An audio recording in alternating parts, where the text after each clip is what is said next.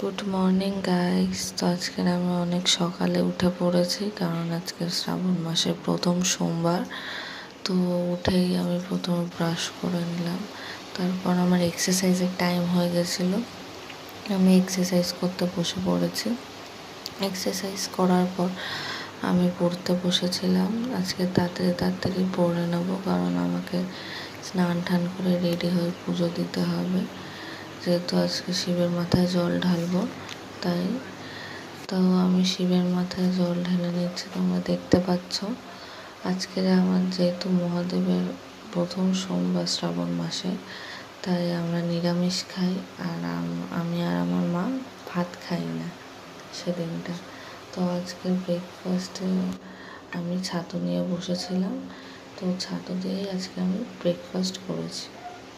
তারপর লাঞ্চের জন্য আমি ফ্রুটস খেয়েছি, কারণ যেহেতু ভাত খেতে পারবো না, তাই ফ্রুটসেই আজকে আমি আমার লাঞ্চ করেছি। তারপর ইভিনিং স্ন্যাক্সে ছিল ছোলা সেদ্ধটাও খুব ভালো হয়েছিল।